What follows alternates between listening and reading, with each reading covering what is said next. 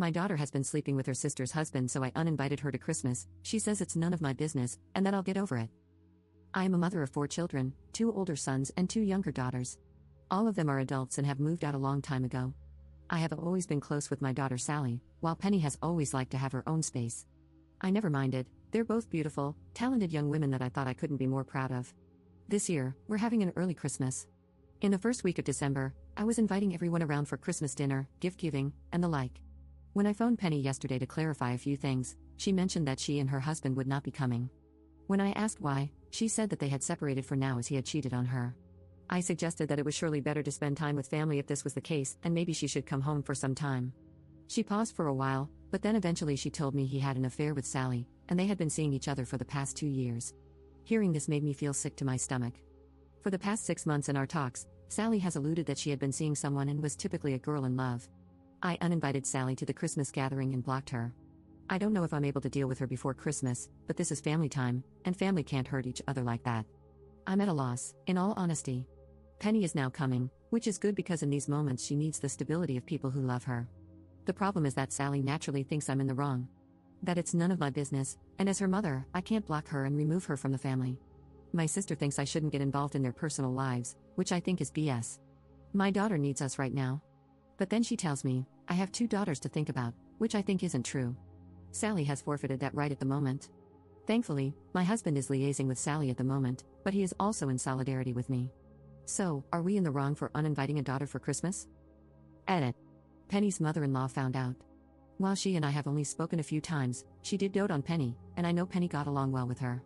I haven't spoken to her personally, but I know she phoned my daughter and was really supportive and crying.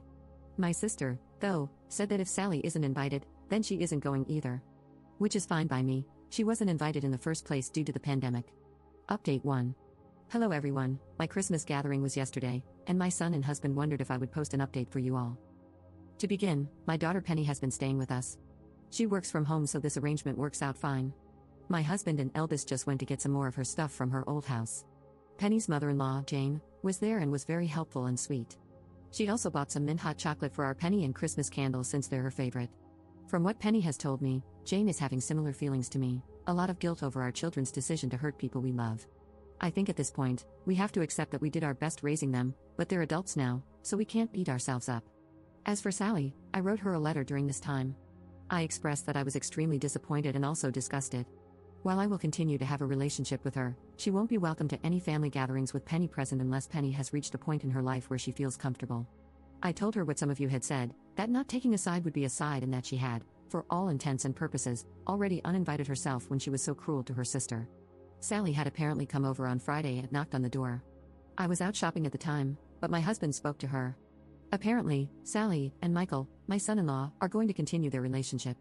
I will not support it in any way or form. She may be my daughter, but that man is not welcome. I'm supporting Penny through the divorce, and if Sally ever expects money for the wedding or a house, then she's a very naive girl. My husband sent her away, after which Sally said we'd have to get over it someday. Otherwise, the Christmas gathering was lovely. It was strange not drinking and playing board games due to COVID, but still a pleasant time. My hip hurts from the cooking, but my husband and Penny did the cleaning up, so who's the real winner? I hope you all have a wonderful day. Update 2. Hello everyone, I hope this message finds you well. A lot has changed since I last spoke with you all, so I would like to update you because I am finding things a bit difficult right now. First of all, Penny is doing well.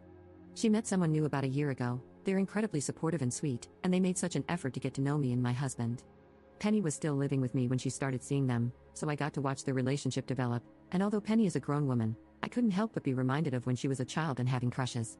It was very endearing, and I'm glad I got to witness firsthand the smile her new partner gives her. Penny also got a new job and has moved to Ireland with her partner. Sally and Michael have continued their relationship. I don't have a lot of love to give Michael. I'm civil enough, but frankly, it is difficult for me to become invested in their relationship at all. Michael recently asked my permission to marry Sally, which was disrespectful, to say the least. Penny still lived with me last Christmas, so again, they were not invited. I am not hosting this Christmas and am instead going to visit my eldest son. He and his wife had a little boy at the beginning of this year. They've asked me to stay with them for a little while so I can help with the cooking and cleaning, as they have been struggling a little bit. Finally, my husband passed away 9 months ago. He fell while on a walk, hit his head, and was there for some hours before someone found him. It's been a difficult transition, to put it mildly. Being a little bit on the older side, I've lost quite a few people in my life, and while I did grieve, I always had the strength to continue.